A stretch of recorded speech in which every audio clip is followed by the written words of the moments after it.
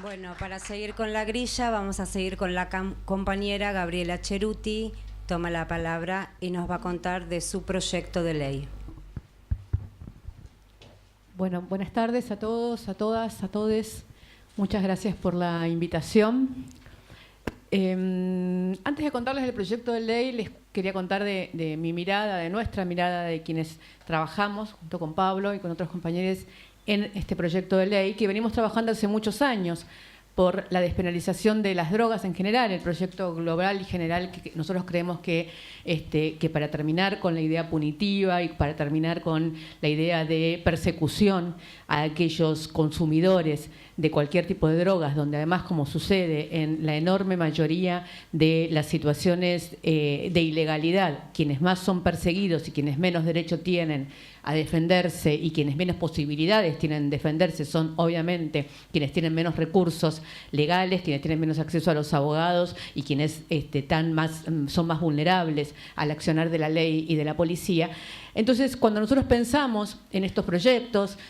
tanto como con la compañera apoyamos los pañuelos, desde pensamos en la despenalización del aborto, pensamos en el proyecto de despenalización del cannabis y en tantos otros proyectos, estamos pensando en un proyecto global, comunitario, de sociedad, que no tiene que ver solamente con cómo se produce y cómo se consume, sino también de qué manera el Estado puede regular que las libertades individuales puedan ejercerse, no solamente sin tener represión o sin tener persecución, sino también tratando de igualar de alguna manera el acceso a llevar adelante aquello que cada uno quiere llevar adelante para poder vivir de acuerdo con su deseo.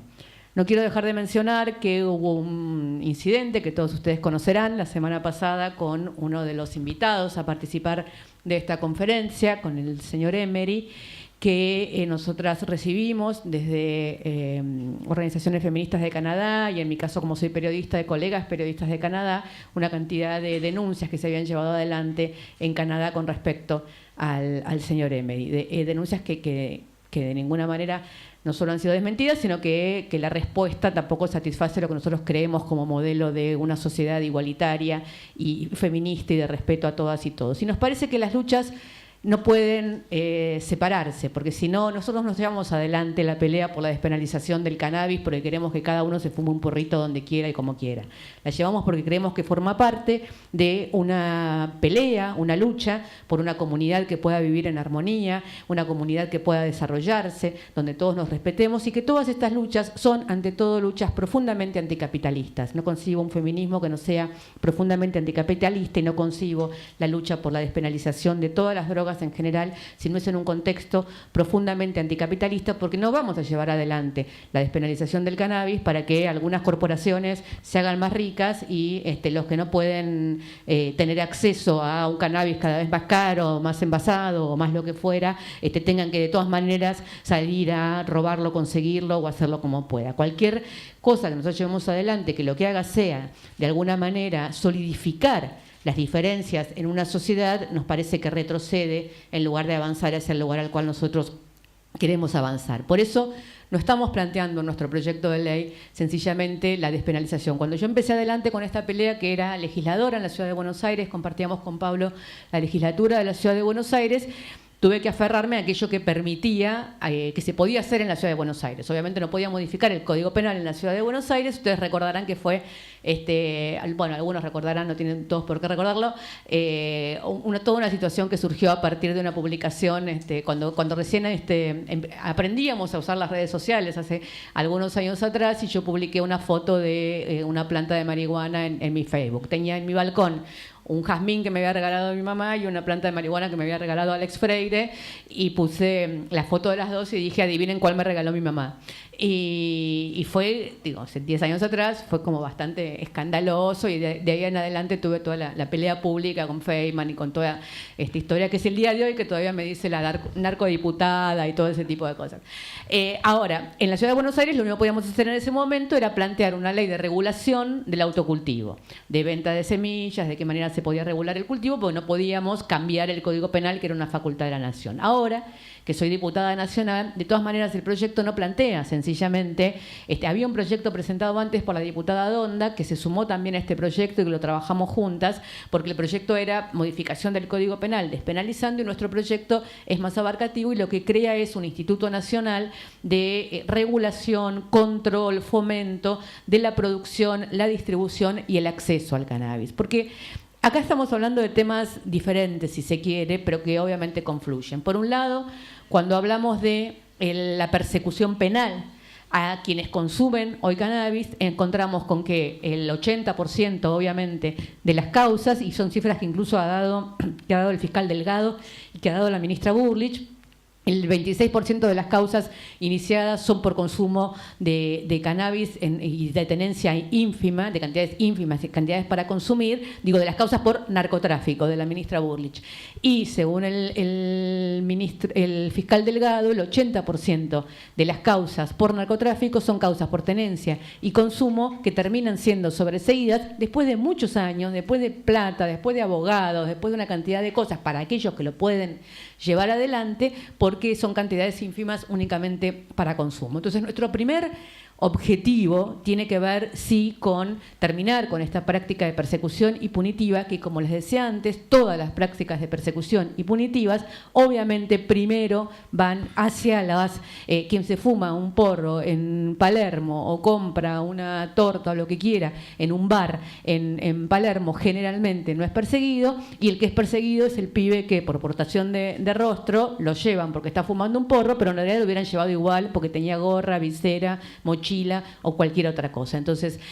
también la persecución penal en el caso de la marihuana y en el caso de las drogas vuelve a ratificar la persecución penal, que es una persecución absolutamente discriminatoria y que tiene que ver con la persecución a las clases populares y a los más vulnerables y a los más excluidos de la sociedad. Que además, si terminan presos, no tienen abogado que los vaya a defender, no tienen nadie que los vaya a buscar, y en muchos casos terminan poblando las cárceles argentinas pibes y pibas que están presos por fumarse un porro, como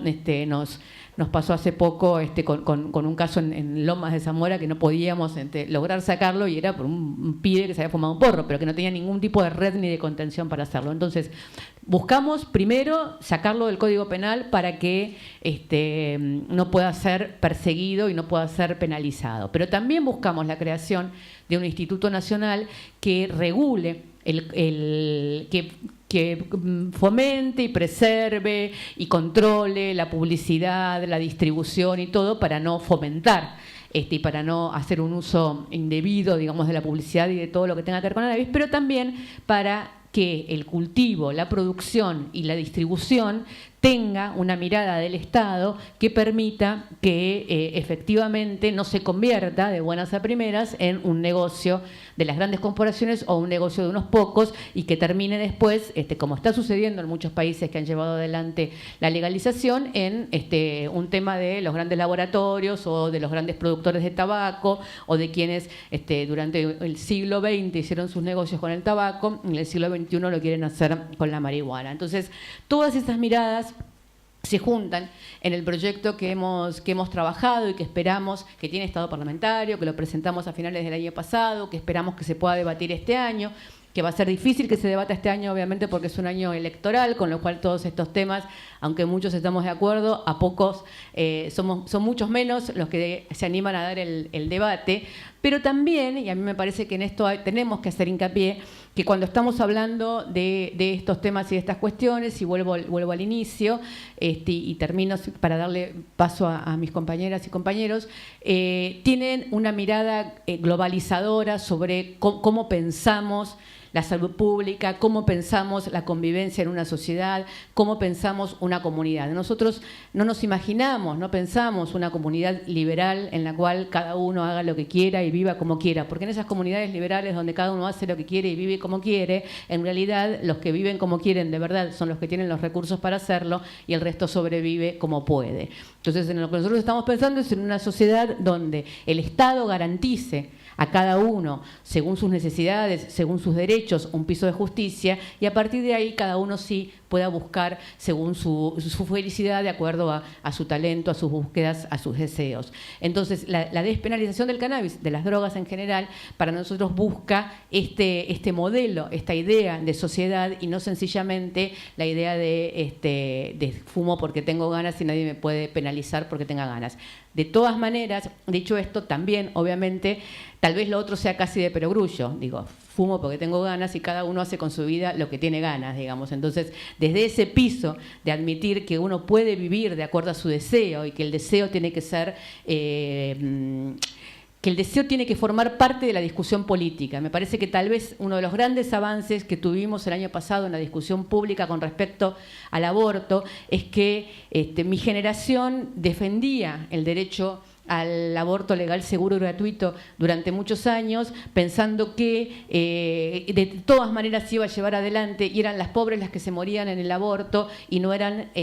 las ricas que se lo podían hacer en una clínica privada. Y de alguna manera convirtiendo a la mujer que llevaba adelante un aborto en una víctima a la que había que cuidar o patrocinar de alguna manera. Y el enorme debate público y la enorme marea que incursionó y que nos llevó puestas a todos y todes durante todo el año pasado hizo que se hiciera carne en nosotras la mirada de las pibas más jóvenes, que no tiene que ver sencillamente con hay que legalizar el aborto para que no se mueran las mujeres pobres, sino hay que legalizar el aborto porque mi cuerpo es mío, con mi